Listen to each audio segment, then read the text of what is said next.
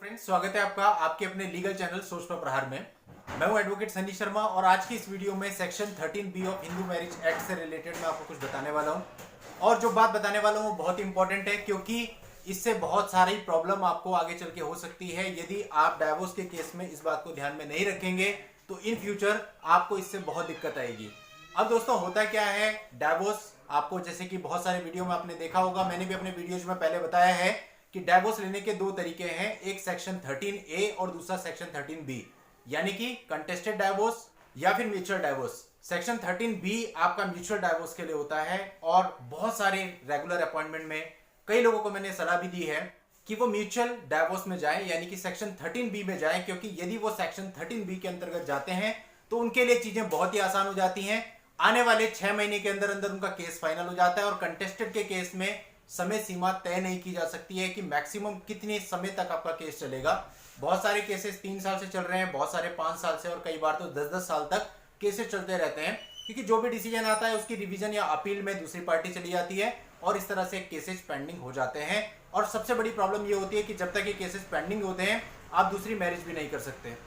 और इतना समय गुजर जाने पर आपकी मैरिज की एज ही निकल जाती है। यदि आपका 30-32 साल में ये केस फाइल हुआ और आपकी 42 या 45 की एज हो गई ये केसेस लड़ते हुए, तो क्या उसके बाद फिर आपकी दूसरी मैरिज हो पाएगी? बिल्कुल भी, वो समय सीमा ही निकल जाएगी और आप बुढ़ापे की कैटेगरी में आ जाएंगे और आपकी लाइफ बर्बाद हो जाएगी, यानी कि आप दूसरी मैरिज नहीं कर सकते हैं। तो कुल मिला के इसका समाधान यही होता है कि सेक्शन 13B यानी म्यूचुअल कंसेंट से यदि डाइवोर्स कर लिया जाए तो 6 महीने के अंदर दोनों पार्टी फ्री हो जाती हैं और उसके बाद फिर वो आगे बढ़ सकती हैं, अपनी नई लाइफ को शुरुआत कर सकती हैं। लेकिन दोस्तों, यहाँ पर एक बहुत बड़ी प्रॉब्लम होती है।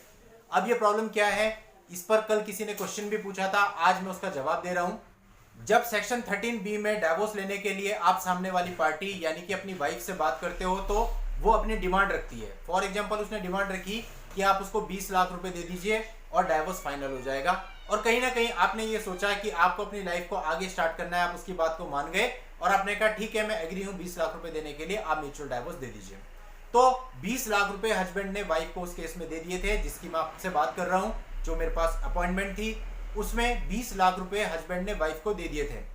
अब हुआ क्या कि 20 लाख रुपए लेने के बाद जब म्यूचुअल डाइवोर्स की बारी आई तो वाइफ ने मना कर दिया और सारे मैट्रिमोनियल केसेस यानी 498A IPC, DV एक्ट और 125 CRPC हस्बैंड के ऊपर डाल दिए। यानी उससे 20 लाख रुपए भी ले लिए और सारे मैट्रिमोनियल केसेस भी वापस उसके ऊपर आ गए। तो आप बताइए, आप 20 लाख रुपए देने का क्या फायदा हुआ जब उसे लिटिगेशन में ही पड़ना था। यदि म्यूचुअल डाइवोर्स के लिए आप अपनी वाइफ से बात कर रहे हैं और वो आपसे एक पर्टिकुलर या बहुत बड़ी अमाउंट की डिमांड कर रही है, 25 लाख 30 लाख, तो ये ध्यान रखिए, ये 25 लाख या 30 लाख की जो भी अमाउंट है ये आप डाइवोर्स फाइनल होने के बाद ही दीजिए और उस चीज को रिटर्न में लिखवा लीजिए ताकि उसको भी कोई आपत्ति ना हो। सेक्शन 13B की पिटीशन में मेंशन हो कि जिस दिन भी डाइवोर्स की डिग्री फाइनल होगी उस दिन हस्बैंड वाइफ को ये अमाउंट पे करेगा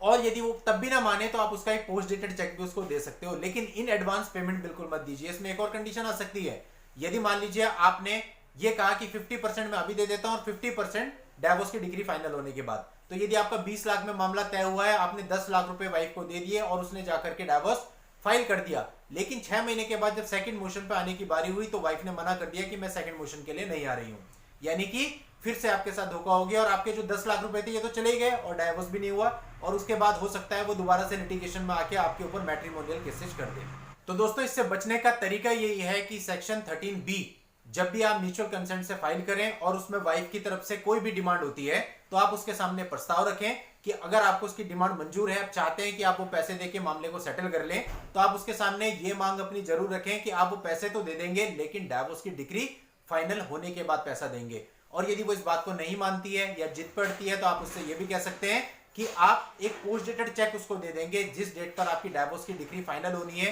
क्योंकि डेट पहले से फिक्स हो जाती है 6 मंथ की, आपको पता होगा कब फाइनल होनी है। उसके बाद का, उसके 10 दिन बाद का आप चेक उसको दे सकते हैं पोस्ट डेटेड, तो उसको भी विश्वास बना रहेगा कि आप पैसे दे देंगे और आप भी सेफ हैंड में रहेंगे। लेकिन ऐसा बिल्कुल मत करिए कि कुछ पैसा आपने फर्स्ट मोशन के बाद दे दिया और बाकी पैसे के लिए आपने सेकंड मोशन यानी डाइवोर्स की डिग्री फाइनल होने के बाद की बात करी और डाइवोर्स की डिग्री फाइनल होने से पहले ही वाइफ मुकर गई, तो ऐसे में आपका पैसा भी चला जाएगा और बाद में आपको सारे के सारे मुकदमे झेलने पड़ेंगे, उसमें भी लाखों रुपए खर्च करने पड़ेंगे। दोस्तों, आप यदि अपनी किसी भी पर्सनल प्रॉब्लम के लिए मुझसे बात करना चाहते हैं तो उसके लिए इस वीडियो के नीचे डिस्क्रिप्शन में मेरा व्हाट्सएप नंबर दिया हुआ है उस व्हाट्सएप नंबर पर व्हाट्सएप मैसेज के द्वारा अपनी अपॉइंटमेंट बुक करके आप मुझसे बात भी कर सकते हैं। नेक्स्ट वीडियो में नई लीगल जानकारी के साथ मैं आपसे फिर मिलता हूं। तब तक के लिए goodbye and thank you for watching. Take care.